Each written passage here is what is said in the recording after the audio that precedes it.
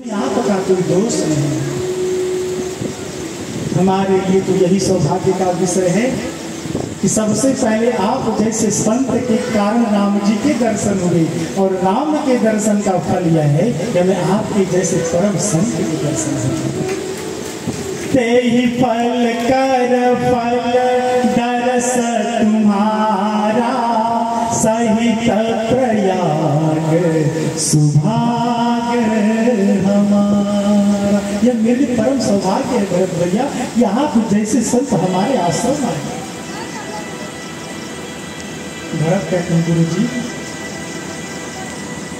मन अच्छा नहीं लग रहा है, हृदय में एक अग्नि हमेशा जल रही है, भैया भाभी कैसे होंगे।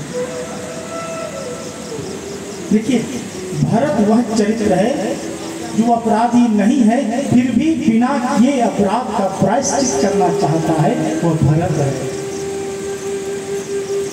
भरत जी के चरित्र को गाने का साहस किसी वक्ता में नहीं हो सकता। कोई वक्ता भरत भैया के चरित्र का गायन नहीं कर सकता। अगम स्नेह भरत रघुवर को मन नहीं जानी जहां विधि है। ब्रह्मा विष्णु शंकर भी भरत की राम भक्ति को पकड़ नहीं सकते। भरत की ऊंचाई पर अवस्थित है। भरत की राम भक्ति का वर्णन कोई नहीं कर सकता। भरत कहते हैं ब्राह्मण देवता एहि दुख दहाई प्रिय छाती, भूख न बासर नींद न राती। भगवान बिना चरण पादुका के वन में कैसे चल रहे होंगे हम। इस पापी के कारण हमारे राम भैया को कितना कष्ट हो रहा है। भरत जी को इतना बहुत अधिक भारद्वाज कहते हैं। अब आप निश्चित हो जाइए भरत भैया, कल ही आप राम जी के चरणों का दर्शन करने वाले हैं। जैसे ही गुरु जी ने यह बात कही ना, भरत को शांति की अनुभूति। भरत चले।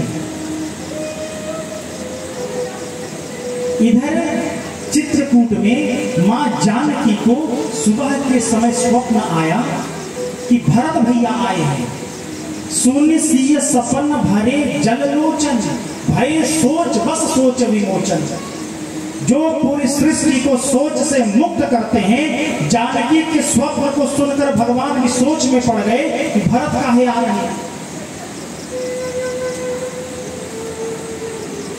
भरत भैया क्यों आ गए। अभी भगवान यह सोच ही रहे थे कि कोल की रात दौड़ कर आए, राम जी आपका कोई सांप वाला भाई है क्या। हाँ है। तो क्या उसका नाम भरत है। हाँ है ना। भरत जी आ गए। जैसे ही भरत का नाम सुना, राम जी आह्लादित और आनंद में आ गए। किसी ने कहा भरत अपने साथ चतुरंगिनी सेना लेकर आ रहे हैं। देखिए बड़ा अच्छा प्रसंग है। दो व्यक्ति यदि एक जगह पर रहे तो मानसिक विचारधारा भी एक ही होगी जरूरी नहीं है। दो व्यक्ति यदि एक जगह उपस्थित हो तो दोनों के विचार भी एक ही होंगे आवश्यक नहीं है। सेना के बारे में सुनकर राम विचार कर रहे हैं कि मेरा भरत हमें कितना प्रेम करता है। हम वन में अकेला जानकर सेना लेकर आ रहा है कि राम जी सुरक्षित रहे।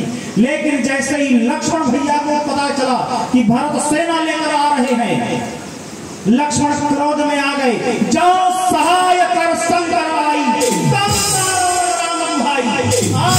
यदि भरत के प्राण की रक्षा चाहिए, स्वयं रणभूमि में शंकर भी उपस्थित हो जाएंगे तो मेरे बाण से भरत के प्राण की रक्षा नहीं।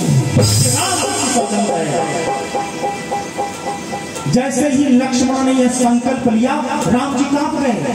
राम जी का जन्म ही हुआ है ब्राह्मणों और संतों की रक्षा के लिए ही राम धरती पर आए हैं।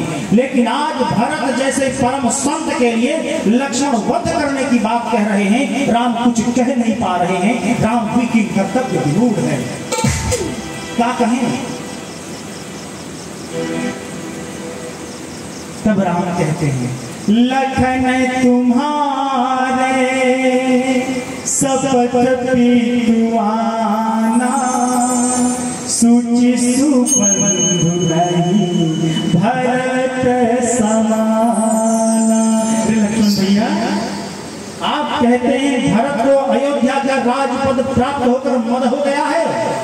भरत न हो राजमद विधि हरि हर पद पाई, तब कांजी सीकर में क्षीर सिंधु मिलसाए। आप लोग बताइए, जितनी माताएं हैं घर में यदि पतीले में दूध चढ़ा दें और नहीं फटेगा। राम जी यही कहते हैं लक्ष्मण भैया, आप कहते छोटी सी अयोध्या की राजपद को प्राप्त करने के बाद भरत को अभिमान आ गया है। मेरे भरत को यदि ब्रह्मा विष्णु और शंकर का भी पद प्राप्त हो जाए तो मेरे भरत को अभिमान नहीं आ सकता। मुझे पिताजी की सौगंध है, मुझे आपकी सौगंध है। लगन तुम्हार शपथ पितवाना सुचि सुबंधु नहीं भरत समाना। इस संसार में भरत के समान कोई भाई नहीं, मुझे आपकी सौगंध है। किसी ने पूछ लिया भरत के समान भाई नहीं, इसका अर्थ क्या लक्ष्मण के समान है? राम जी ने तुरंत कहा, हम जीवन में शपथ उसी की खाते हैं जिसे प्राणों से अधिक प्रेम करते हैं। हमने लखन का शपथ खाया है, इसलिए लखन भी हमें प्राणों से अधिक प्रिय है। को बड़ छोट कहत अपराध, भरत और लक्ष्मण दोनों में से कौन बड़ा राम भक्त है, यह विचार करने का विषय है।